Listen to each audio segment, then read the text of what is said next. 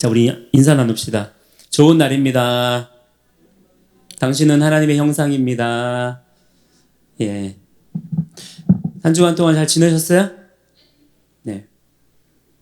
이제 폭염이 조금 꺾인 것 같죠? 네. 엊그제부터는 조금 바람이 선선해진 것 같아요. 네, 이 또한 지나가게 될 줄을 믿습니다. 이제 곧 선선한 바람이 불게 될 텐데, 이 계절이 바뀌는 것만큼 지금 이 어려운 상황들, 답답한 이 현실들이 또한 빨리 지나갈 수 있게 되기를 위해서 여러분 기도하시고, 뭐든지 때가 있어요. 하나님께서 우리에게 말씀하시는 것은 세상의 모든 이치는 다 때가 있다는 겁니다. 하나님의 정하신 타임이 있다는 거죠. 그 타임에 하나님의 뜻이 있습니다. 거기에 맞추어서 모든 것들이 흘러가는 것이기 때문에 속히 주님이 정하신 때가 되어서 이 모든 이 악한 역사들이 속히 물러가게 되는 일들을 우리가 보게 되기를 원합니다. 자, 그 때를 위해서 우리가 해야 될 건 뭐냐? 잘 기다릴 줄 알아야 되는데, 기다리는 방법은 주의 말씀을 지키고 기도의 자리로 나아가는 겁니다. 우리가 기도하는 자가 되어야 될 줄 믿습니다.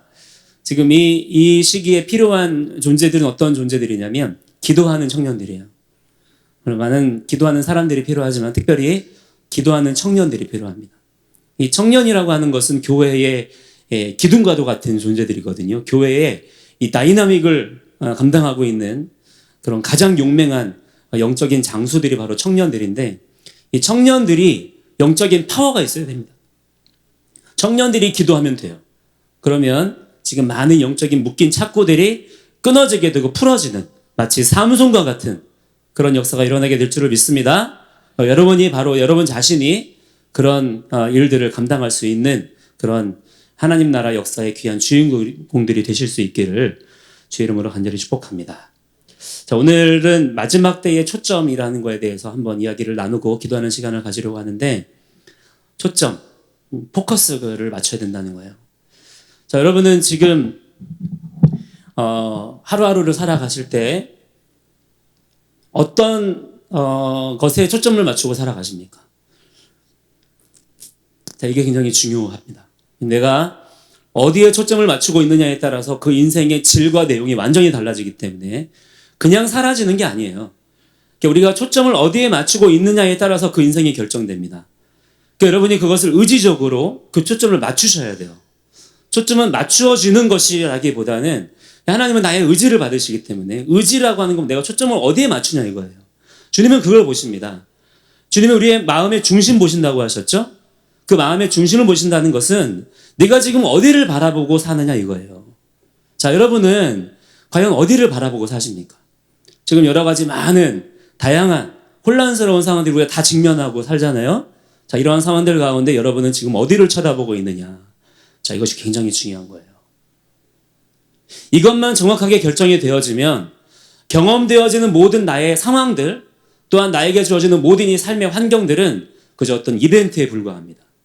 그것이 결론이 아니에요. 그것은 하나님의 역사를 이루어 가는데 어떤 배경으로, 어떤 양념으로 그렇게 역사할 뿐이, 그것이 나의 어떠한 삶의 어떠한 결론이 되어지는 것은 아닙니다. 여러분이 초점을 명확하게 맞출 줄 아는 그러한 지혜가 여러분들이 있기를 축복합니다. 특별히 여러분, 이 마지막 때로 우리가 살아가고 있잖아요. 마지막 때라고 하는 것은 쉽게 말하면 우리 주님 약속하신 대로 다시 오실 줄 믿으시죠? 우리는 그 소망을 가지고 여기 모인 사람들입니다. 그 소망을 분명히 하셔야 됩니다. 자, 예수를 믿는다라고 하는 것은 여러분 정확하게 하셔야 돼요. 예수를 믿는다고 하는 것은 내가 예수 믿었으니까 죽어서 천국 가야지가 아니에요. 그거는 궁극적인 소망이 아닙니다. 그거는 우리가 주님 다시 오심을 기다리는 과정 가운데 일어난 일들을 그저 우리가 기대하고 있고 또한 아멘으로 받아들이는 것일 뿐이지, 그것이 우리의 소망 자체가 되어버리면 안 돼요. 자, 우리의 소망은 무엇이냐? 고린도전서 15장에 말씀하고 있는 것처럼 예수님께서 우리의 부활의 첫 열매가 되셨죠? 부활의 첫 열매라고 하는 것은 그 뒤에 첫 열매와 같은 열매가 뒤이어서 풍성하게 열릴 것을 기대하라는 거예요. 우리가 또한 부활의 열매를 맺게 될 자들인 줄을 믿으시기 바랍니다. 예수님이 부활하셨던 것처럼, 할렐루야, 우리 또한 부활하게 될 것을 믿으세요? 믿으시기 바랍니다. 예. 우리의 이 사망에 썩어져가는 몸이 약속하신 대로 또한 예수님께서 보여주신 대로 영원히 썩지 아니할 몸으로 변화될 거라 그랬어요. 부활의 핵심은 변화입니다. 지금의 이 썩어질 몸이 변화된다는 거예요. 기대가 되십니까, 여러분? 예, 이걸 기대하셔야 돼요. 이 썩어질 몸 벗어버리라가 아니에요. 아시겠습니까?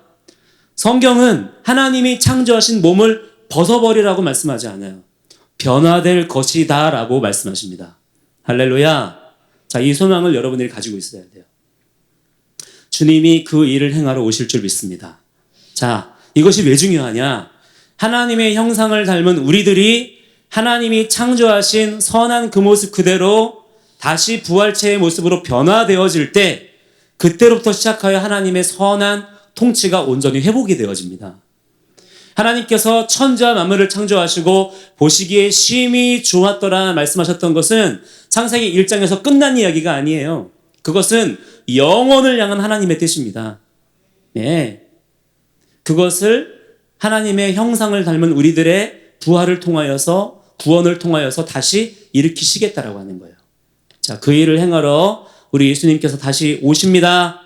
그날을 기대하십시오. 그날이 임박했다. 할렐루야. 자, 이 생각을 가지고 계셔야 돼요. 특히 우리가 예수님의 오신 이후로부터는 말세가 시작이 된 것입니다. 그리고 지금은 말세지 말이라고 합니다. 마지막 때 중에서도 마지막 지점에 있다 이 얘기예요. 자, 그 사인들이 지금 세상의 곳곳에서 우리에게 보여지고 있고 들려지고 있습니다. 단순히 지금 우리가 사는 것이 빡빡하고 힘들고 이런 것만을 말하는 게 아니에요.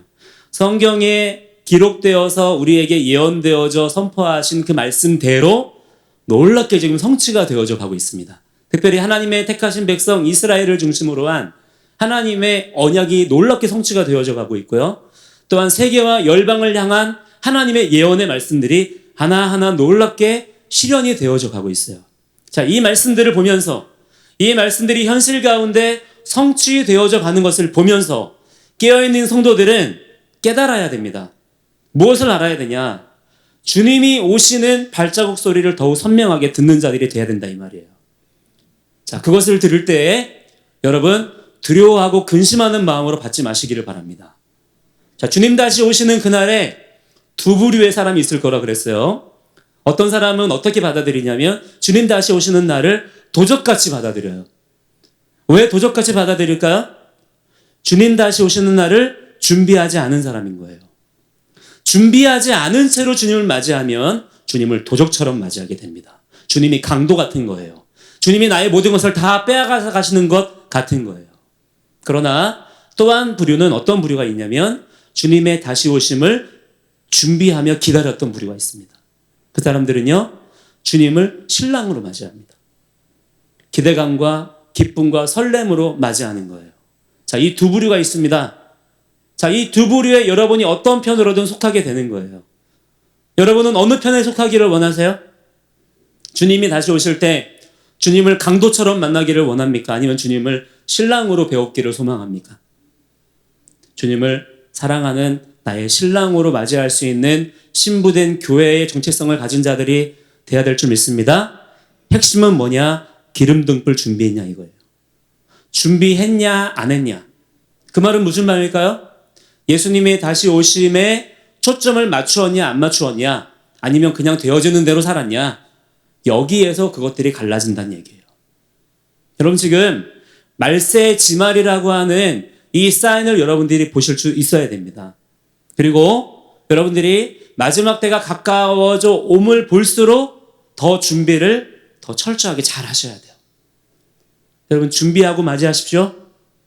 오시는 왕, 천사들의 나팔 소리와 함께 오시는 왕, 이 왕에 대한 소망을 가지세요.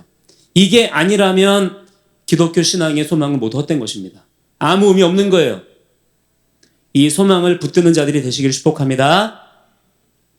자, 주님이 다시 오시는 거예요. 오시는데, 근데 이 마지막 때에 우리가 주님을 맞이할 준비를 하지 못하게 하려고, 그러니까 오늘 말씀의 제목대로 표현하자면 초점을 맞추지 못하게 하려고 우리의 원수된 사단 마귀가 자꾸 우리를 방해합니다. 그래서 초점을 흐트러뜨리는 거예요. 제가 이번 주간에 굉장히 불쾌한 경험을 하나 했어요. 그 뭐냐면 제가 어떤 주문하지 않은 저 모르는 어떤 택배가 오늘 도착했다는 문자를 받은 거예요. 근데 책인데 제목이 뭔가 이상해요. 뭔가 굉장히 낯선 제목이에요. 내가 이거를 언제 주문했지? 근데 택배가 왔어요. 그래서 택배를 받아가지고 열어보니까 어떤 책이냐면 4권인데 한 권에 18,000원짜리예요. 꽤 비싸죠. 책 제목을 딱 보면 알아요. 안식교 책이에요. 안식교 아시죠? 안식교가 주로 강조하는 게 다니엘의 2300주야 환상. 네. 이것을 굉장히 강조하면서 그걸 교리로 풀거든요. 그와 관련된 책 4권이 온 거예요. 그래서 출판사에 전화해서 물어봐요. 그 배송된 출판사에 전화해서 물어봤어요. 내가 이 책 주문하지 않았는데 거의 교회 이름하고 제 이름까지 정확하게 적혀서 왔더라고요. 누가 보냈냐 그랬더니 익명의 어떤 분이 손수 그분이 돈을 내서 저한테 그 책을 보내라고 했대요. 그래서 책을 보냈다고 하더라고요. 그게 누군지는 알 수 없냐 그랬더니 그거는 알려줄 수가 없대. 혹시 거기는 뭐 하는 데냐 그랬더니 유튜브 어떤 채널에서 하는 얘기들을 책으로 엮어서 판매하는 곳이래요. 그래서 알겠다 하고 전화를 끊었어요. 나름대로 생각을 해보면 이 사람이 누굴까? 또 이 사람이 나한테 이것을 왜 보냈을까?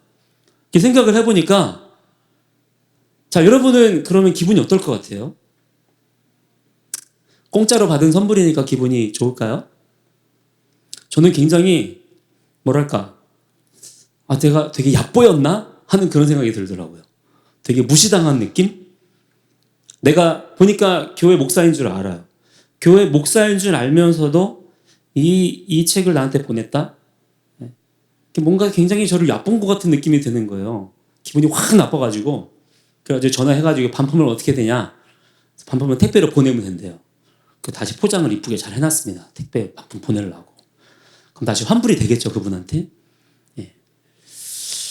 자, 여러분. 이분들이 이제 그런 어떤 유튜브 채널이라든가 그런 책들을 보내면서까지라도 자꾸 그런 메시지들을 이분들이 전하려고 하는 이유가 뭐냐면 나름대로 이분들은 어떤 절박함이 있는 거예요. 또한 이분들은 나름대로는 그 자기들이 믿고 있는 자기들이 또한 전하고자 하는 그 메시지가 진리라고 생각을 하는 겁니다. 그런데 이분들이 주로 강조하는 게 뭐냐면 자꾸 예언의 교리를 풀어요. 성경에 나오는 다니엘서에 나오는 또한 계시록에 나오는 예언의 교리를 풀면서 그것을 가지고 자기들이 이렇게 해석을 하는 거예요.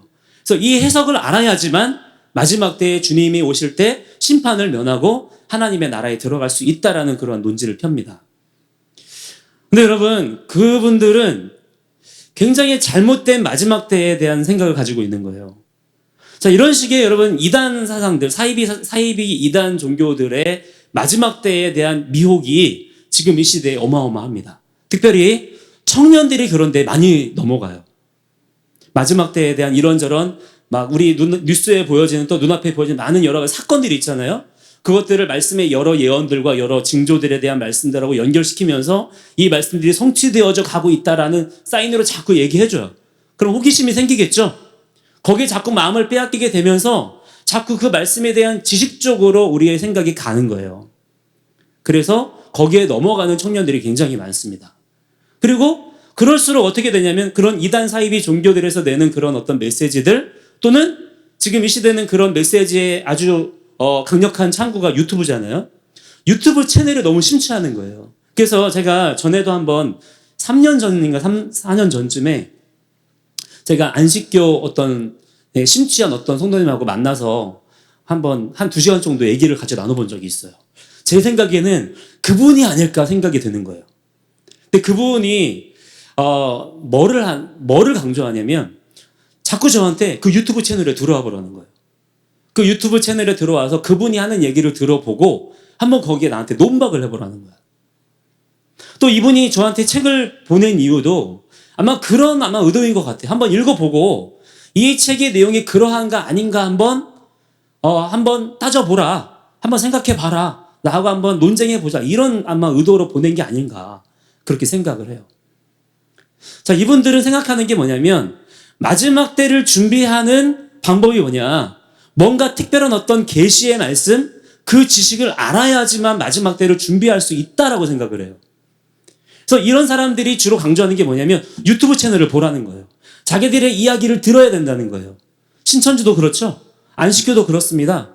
저기 하나님의 교회, 저기 장길자 교회 있죠? 거기도 마찬가지예요. 자기들만의 어떠한 이론의 어떤 교리적인 해석을 들어야 되고 이걸 배워야만 마지막 때에 거룩한 신부로 그렇게 구별이 된다는 거예요. 근데 이 사람들은 뭐냐면 하나님의 말씀을 통해서 하나님께서 말씀하신 마지막 때라고 하는 것에 대한 하나님의 말씀을 완전히 오해한 거예요.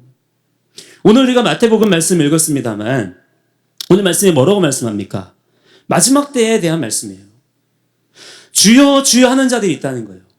자, 여러분, 주여 주여 한다는 게 무슨 말이에요? 주님을 향한 지식과 성경에 대한 지식과 열정과 헌신과 노력과 어떤 사역들이 있었다는 거예요.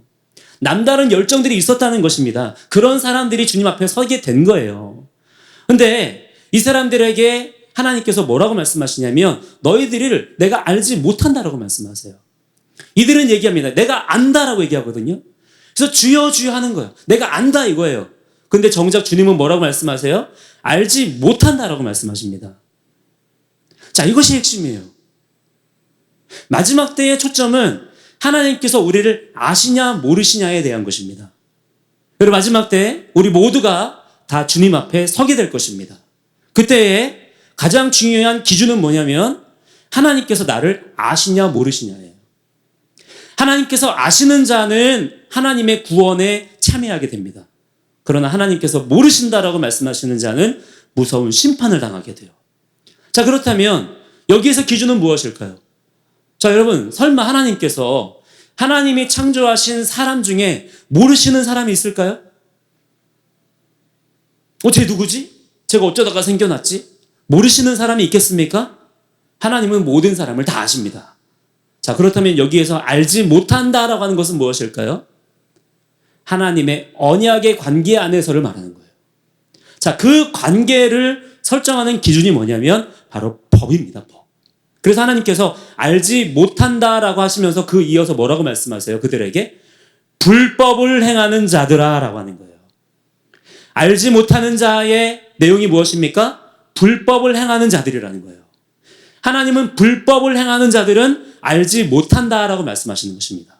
자, 그렇다면 불법을 행한다라는 말이 무엇일까요? 다른 말로 하면 법을 지키지 않은 자들이라는 얘기예요. 자, 예수님께서 하나님께서 말씀하실 때 하나님의 법은 무엇입니까? 기록된 성경의 말씀이에요. 하나님의 말씀대로 하나님과의 언약의 관계를 세우지 않은 자는 하나님께서 모르신다라고 취급하신다는 거예요. 하나님의 관계 안으로 들어오지 않았기 때문에. 여러분, 주님 다시 배울 그날에 여러분이 하나님을 모르는 자로 발견되지 않기를 축복합니다. 하나님을 아는 자가 되기를 축복합니다. 자, 그 기준이 뭐라고요? 하나님의 언약의 말씀을 기준으로 해서 하나님을 아는 거예요. 말씀을 통해서 하나님을 알고 또한 말씀을 통해서 하나님의 나를 아시는 거예요. 자, 그것을 위해서 중요한 기준이 뭐냐면 그런 이단 사이비 종교들이 말하는 것처럼 특별한 어떤 계시의 지식을 알아야지만 하나님을 아는 게 아니에요. 제가 3년 전에 만났던 그분한테 제가 물어봤어요. 그래서 하도 이분이 고집을 굽히지 않고 제가 그분이 얘기하는 모든 내용들에 거의 대부분 반박을 했어요. 이건 이렇고 저건 저렇고 이런 것이고 저건 저런 것입니다.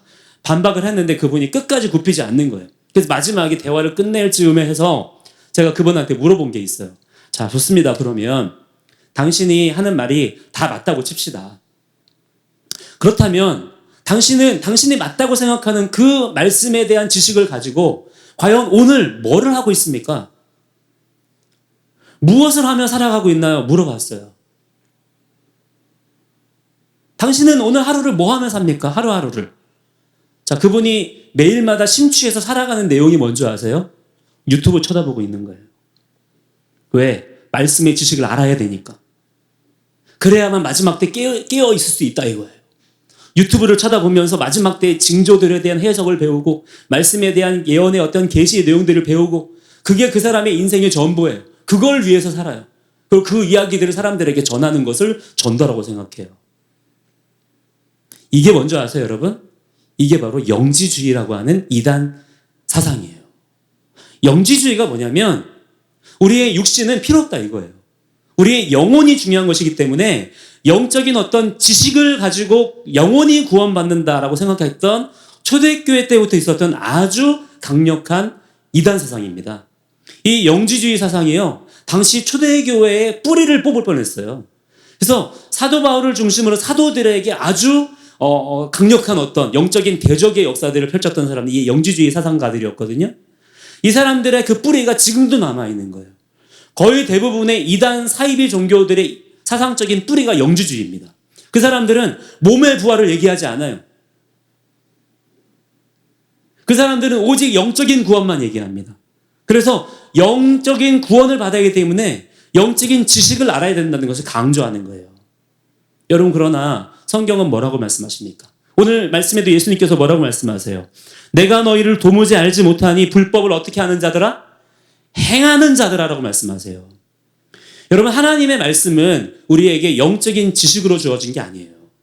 하나님의 말씀을 여러분이 대하실 때 이것을 어떤 지식으로, 교훈으로 여러분이 대하실 게 아닙니다. 분명한 기준을 세우세요. 하나님의 말씀은 법이에요, 법. 하나님 말씀은 뭐라고요? 법이에요, 법. 하나님 나라의 법이에요. 법은요, 통치하기 위해서 주어진 거예요. 그 나라의 백성들이 지켜야 될 법입니다. 자, 여러분, 우리가 법을 지킨다라고 해서 우리도 우리나라의 이 법을 지키잖아요. 그죠? 우리나라 대한민국의 법을 지킬 때 그 법을 내가 알고만 있으면 법을 지키는 것으로 쳐줍니까?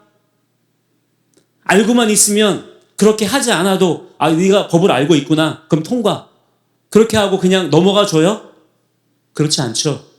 그 법에 대한 지식이 조금 부족하더라도 법을 지키면 그 사람이 의인으로 인정받고, 법을 지키지 않으면 법에 대한 지식이 아무리 있다 하더라도 감옥하는 거예요. 법은 여러분, 내가 지켜야 되는 것입니다. 그 법에 나의 삶의 기준을 맞춰야만 법으로서의 효력이 발휘가 되는 거예요. 근데 이분들은 말씀을 대하실 때 이 하나님 말씀을 법으로 이해하지 않아요. 언약의 관계로 이해하지 않는 거예요. 그냥 나의 구원이에요. 그냥 내 지식으로 받아들여서 내가 이 지식을 가지고 있으면 구원받을 거라 생각하는 거예요. 굉장히 막연한 판타지의 구원이에요. 구원받는다라고 하는 것은 하나님의 언약의 관계 안으로 들어가는 거예요. 요한복음 17장 3절에 예수님께서 뭐라고 말씀하십니까? 영생은, eternal life, 영생은 참 하나님과 그가 보내신 자 예수아를 아는 것이니이다 라고 얘기합니다. 안다라고 하는 것은 무엇이냐면 마찬가지예요. 하나님께서 안다라고 말씀하실 때 이 안다는 것은 그냥 지식으로 아는 게 아니에요. 언약의 관계 안에서, 법을 지키는 관계 안에서 관계적으로 친밀하게 아는 걸 말하는 거예요. 여러분이 주님을 아는 자가 되기를 원하십니까? 또는 하나님이 여러분을 아는 자가 되기를 원하십니까? 그렇다면 하나님과 나 사이에 관계의 정립부터 제대로 하셔야 돼요.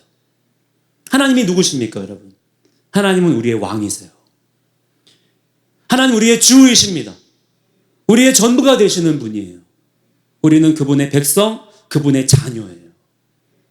이 관계가 먼저 정립이 돼야 되는 거예요. 그냥 좋은 감정을 가지고 있다 해서 친하게 지내는 게 아니에요. 친밀한 관계라고 하는 것은 그 언약의 말씀, 하나님 말씀의 기준을 통해서 이 관계 정립부터 정확하게 돼야 돼요.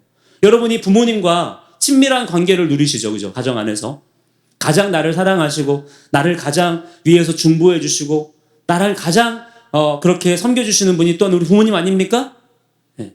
근데 그 부모님과의 관계가 친밀하다고 해서 여러분이 부모님과 함께 이렇게 어깨동무 톡톡 하고 다니고, 막 등짝 톡톡 때리고, 그게 여러분 친밀한 거예요? 친구 대하듯이 한다고 해서? 그렇지 않단 말이에요. 그 친밀한 관계를 유지하기 위해서는 내가 부모님을 부모님으로 인정해 드릴 줄 알아야 돼요. 마찬가지로 여러분, 하나님께서 우리에게 원하시는 친밀한 관계라고 하는 것은 먼저 내가 하나님이 누구인지를 알아야 돼요. 우리가 그동안에는 죄로 인해서 닫혀져 있었단 말이에요. 하나님을 마음에 두기를 아예 싫어했어요. 하나님을 아는 지식이 내 안에 없었다 이 말입니다. 그러나 예수님을 나의 구주로 영접한 이후로는 이 죄의 그늘이 거쳐지고 나서 하나님이 누구인지를 내가 알아보는 거예요. 하나님 나의 창조주시군요. 하나님이 나의 왕이시군요. 하나님 나의 주님이시군요. 알아보는 거예요. 그리고 그분 되게 대해드리는 것입니다. 그게 구원받은 자의 삶이라고 하는 거예요. 자, 여러분, 마지막 때로 가면 갈수록 우리의 초점을 어디에 맞춰야 되냐면 말씀을 살아내는 것에 맞춰야 돼요. 먼저는 여러분 그렇기 때문에 말씀을 물론 알아야 됩니다. 말씀을 아는 것 없이 말씀대로 사는 것이 가능할까요? 그건 불가능하겠죠. 예, 말씀에 대한 지식을 가지는 것은 중요해요. 그러나 말씀에 대한 지식이 반드시 나에 대한 삶으로 풀어져야 돼요. 여러분 성경 많이 보시기 바랍니다. 성경 열심히 보셔야 돼요. 말씀 암송도 하시고 또 말씀을 열심히 공부하시고 말씀을 아는 자가 되셔야 돼요. 말씀을 아는 만큼 여러분들이 영적 분별이 쉬워집니다. 또한 기도할 때 힘이 생겨요. 말씀을 모르는 자가 아니라 아는 자가 되시기를 바랍니다. 그런데 여러분이 말씀을 지식적으로 아는 데서 멈춰버리면 된다 안 된다? 안 된다라는 거예요. 자, 여러분이 말씀을 진정으로 알게 될 수 있는 방법은요, 그 말씀을 가지고 순종의 자리로 나아가는 거예요. 말씀이 깨달아질 때 진정한 능력이 나타납니다. 말씀이 깨달아지기 위해서는 내가 순종으로 그 말씀을 심어봐야 돼요. 말씀을 순종으로 심어보았을 때 맺히는 열매들을 통해서 하나님 말씀의 진수를 깨닫게 됩니다. 그 말씀에 대한 깨달음이 우리를 구원의 길로 이끌어 가는 거예요. 여러분, 이 시대에 많은 청년들과 지성인들을 미혹하고 그들을 유혹하는 많은 잘못된 거짓 이단 사상들과 교리들이 있어요. 그 모든 것들의 공통점, 말씀의 지식을 강조합니다. 이거를 알아야만 구원받는다라고 얘기해요. 자, 그런 이야기들이 들려올 때 여러분이 분명한 기준을 가지고 단호하게 물리치실 수 있게 되기를 바랍니다. 자, 여러분 어떤 기준을 가지고 있어야 돼요? 하나님 말씀은 뭐예요? 법이에요, 법. 하나님 말씀은 내가 아는 것일 뿐만 아니라 그것을 지켜 행할 때 나에게 능력으로 나타나는 것이지 아는 것만으로는 아무 힘도 능력도 없는 것입니다. 오히려 알고만 있는 지식은요, 나의 마음과 생각을 교만하게 하고요, 병들게 만들어버려요. 겸손한 마음으로 하나님 말씀을 부지런히 여러분의 삶 속에 심으면서 순종의 삶으로 걸어갈 수 있는 그런 주님의 종들이 되시기를 주의 이름으로 간절히 축복합니다. 할렐루야. 자, 그래서 여러분 마지막 때에 여러분이 어디에 초점을 맞추셔야 되느냐? 먼저는 여러분의 삶 가운데 말씀이 회복돼야 돼요. 여러분의 삶의 중심에 말씀이 있어야 됩니다. 제가 여러분들에게 강조하는 내용이죠. 만약에 여러분의 삶의 중심에 말씀이 없다면 그저 말씀에 여러분의 마음의 중심에 있는 것들이 세상의 지식들이고 여러 매스컴이나 미디어에서 들려오는 여러 가지 세상에 들려오는 말들이 여러분의 삶의 중심으로 딱 박혀 있다면 여러분 그 삶은 그것이 끌고 가는 거예요. 여러분의 마음 중심에 과연 무엇이 지금 세워져 있는가를 보셔야 됩니다. 어떻게 그거를 내가 알 수 있느냐? 여러분이 무언가를 선택하고 결정할 때 하나님께 물어보냐 안 물어보냐를 보시면 돼요. 물어보시나요? 아니면 안 물어보시나요? 이 믿음의 습관이 굉장히 중요합니다. 만약에 내가 어떠한 선택과 결정을 해야 되는데 하나님께 내가 물어보는 어떤 믿음의 습관을 가지고 있다. 그 사람은 물어보는 습관이라고 하는 것은요, 그냥 아무렇게나 생겨나는 게 아니에요. 그 사람의 마음 중심에 하나님 말씀이 있을 때에만 하나님께 물어볼 마음도 생깁니다. 말씀이 없는 사람은요, 물어보지 않아요. 왜? 내가 알고 있으니까요. 내가 가지고 있는 지식이 있기 때문에 물어보지 않는 거예요, 굳이. 그러나 하나님 말씀을 그 마음 가운데 새겨두고 있는 사람은요, 나는 아무것도 알지 못하니 주여 말씀 가운데 깨닫게 하여 주시옵소서라는 기준을 가지게 됩니다. 자, 여러분이 여러분의 삶 가운데 한번 보세요. 내 지난 일주일의 삶을 이렇게 돌아볼 때 내가 많은 것들을 선택하고 결정했을 텐데 그때 과연 내가 하나님께 물어봤는가? 물어보려고 했는가? 그랬다면 여러분 그렇게 더 하시면 돼요. 그러나 그러지 않았다면 여러분 경고로 받아들이셔야 됩니다. 아, 내 안에 지금 하나님 말씀이 아니라 다른 것들이 세워져 있구나. 이것이 영적인 사인으로 받아들여지셔야 되는 거예요. 그리고 여러분의 마음 가운데 생각 가운데 부지런히 하나님의 말씀을 채워 넣으셔야 돼요. 말씀에 기근이 오지 않도록, 말씀이 기갈되지 않도록. 많은 청년들이 지금 교회를 떠나가고 있잖아요. 왜 떠나갈까요? 그 마음 중심에 하나님 말씀이 없기 때문입니다. 그냥 눈앞에 보여지는 기독교적인 문화, 컨텐츠, 이것을 신앙이라고 착각하고 오해했기 때문이에요. 아무리 화려하고 임팩트가 있는 문화 컨텐츠라 할지라도 정작 그 안에 말씀이 없다면, 말씀이 그것을 증거하고 말씀이 그것을 드러내지 못한다면 모두가 다 여러분 헛된 것들일 뿐이에요. 오히려 여러분, 말씀 없는 기독교 문화는 조심해야 됩니다. 그것은 미혹의 영이 역사하는 또한 터가 되기 때문에. 항상 여러분 기준은 말씀이에요. 왜? 그것이 법이기 때문에. 하나님이 그거 보시겠다는 거예요. 마지막 때에. 주여 주여 한다고 해서 어떤 지식을 가지고 또 보시는 게 아니라 네가 과연 법을 지켰느냐, 법을 지키지 않았느냐를 가지고 보시겠다는 거예요. 여기에 여러분의 초점을 맞추시기 바랍니다. 나는 법을 지키는 자인가? 법을 지키지 않는 자인가? 말씀 한 구절만 더 찾아볼까요? 우리 말라기서 4장입니다. 4절, 5절, 6절 찾아볼게요.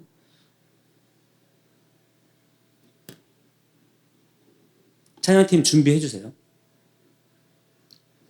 말라기 4장 4절로 6절까지 한번 같이 읽어보겠습니다. 시작. 너희는 내가 호렙에서 온 이스라엘을 위하여 내 종 모세에게 명령한 법, 곧 율례와 법도를 기억하라. 보라, 여호와의 크고 두려운 날이 이르기 전에 내가 선지자 엘리야를 너희에게 보내리니 그가 아버지의 마음을 자녀에게로 돌이키게 하고 자녀들의 마음을 그들의 아버지에게로 돌이키게 하리라. 돌이키지 아니하면 두렵건대 내가 와서 저주로 그 땅을 칠까 하노라 하시니라. 아멘. 자, 이 말씀은 예수님의 초림을 예표하는 그런 말씀이고요. 여기 말씀하는 선지자 엘리야는 예수님께서도 그렇게 해석해 주셨듯이 세례 요한을 말씀합니다. 그러니까 예수님의 오심 전에는 반드시 하나님께서 먼저 예수님의 오심을 준비할 수 있도록 선지자들을 보내신다는 거예요. 근데 그들의 역할이 뭐냐면 하나님의 백성들로 하여금 하나님께로 마음을 돌이키게 하는 것이 목적입니다. 왜 그럴까요? 준비해야 되기 때문에. 주님의 오심을 준비하게 할 수 있도록 하나님께서 백성들에게 보내시는 거예요. 자, 그런데 여기에서 중요한 걸 발견하셔야 돼요. 자, 이 선지자 엘리야의 사역이 뭐라고 그랬죠? 돌이키게 하는 게 사역이에요. 그래서 그 선지자 엘리야를 통해서 하나님의 말씀을 들은 자들은 뭐를 해야 됩니까? 돌이켜야 되는 거예요. 왜? 그분이 오실 거기 때문에. 준비해야 되기 때문에 내가 돌이켜야 되는 거죠. 자, 여러분, 돌이킨다는 것은 무엇을 말합니까? 자, 여러분이 어딘가로 돌이켜야 돼요. 돌이킨다라고 했을 때 가장 중요한 게 뭐예요? 나의 돌이키는 액션입니까? 돌이킨다고 했을 때 나의 액션이 중요한 게 아니에요. 내가 어디로 돌이켜야 될지를 알아야 되는 거예요. 방향이 중요한 거예요. 내가 지금 가고 있는 방향이 어디인지를 알고 거기에서 돌이켜라 라는 말씀이 주어졌다면 그 반대의 방향으로 향해서 그 말씀이 들리는 곳으로 향해 나아가야 됩니다. 그게 돌이킨다라고 하는 거예요. 이 돌이킨다라고 했을 때는 분명한 기준이 있어야 돼요. 내가 뭔가 어떤 액션을 취하는 게 돌이키는 게 아니에요. 먼저는 기준을 발견해야 돼요. 그 기준이 뭐예요? 4절 말씀에 너희는 내가 호렙에서 온 이스라엘을 위하여, 이스라엘이 누구입니까? 하나님께서 택하신 그분의 백성이에요. 그들을 위하여 내 종 모세에게 명령한 법, 토라를 말씀합니다. 사실은 성경에 기록된 모든 말씀을 의미하는 거예요. 그 말씀, 곧 율례와 법도를 기억하라. 그래야 돌이키게 된다는 거예요. 이 말라기서의 말씀이 예수님의 재림의 때에도 또한 우리에게 성취되어지고 있습니다. 지금은 여러분, 우리가 자다가도 깰 때이고요, 깨어서 돌이켜야 될 때인 줄을 믿습니다. 지금 돌이키지 않으면 더 이상 여러분에게 기회가 없을지도 몰라요. 우리에게 주어진 시간은 항상 지금이기 때문에 지금 돌이켜야 됩니다. 여러분, 돌이킨다라고 했을 때 그냥 눈물 짜고 울고 불고 그냥 소리 지르고 하면 돌이켜지나요? 우리의 옷을 찢고 통에 자복하고 액션이 중요한 게 아니에요. 먼저는 여러분의 삶 가운데 하나님의 말씀이 법으로서 회복되어져야 될 줄 믿습니다. 그리고 그 법을 지키기 위한 삶의 발걸음이 회복이 돼야 된단 말이에요. 제가 3년, 4년 전에 만났던 그분, 말씀에 대한 열정이 있었어요. 그러나 그분은 하루하루의 삶을 말씀을 살아내는 것으로 살지 않았어요. 그냥 이거 쳐다보면서 지식을 가지고 있으면 뭔가 시험 봐가지고 들어가는 줄 아나 봐. 그렇지 않아요. 주님은 시험 본다고 하신 게 아니라 불법을 행한 자이냐 아니면 법을 지킨 자이냐를 보시겠다는 거예요. 여러분, 법을 지키는 자가 되기를 축복합니다. 하나님 말씀을 사사로운 것으로 대하지 마시기를 바랍니다. 하나님 말씀에 붙들린 인생들이 되시기를 주의 이름으로 간절히 축복합니다. 우리 시간에 아까 불렀던 예수여, 예수여 함께 이 찬양 같이 부르고요. 우리 기도하는 시간 가질 거예요.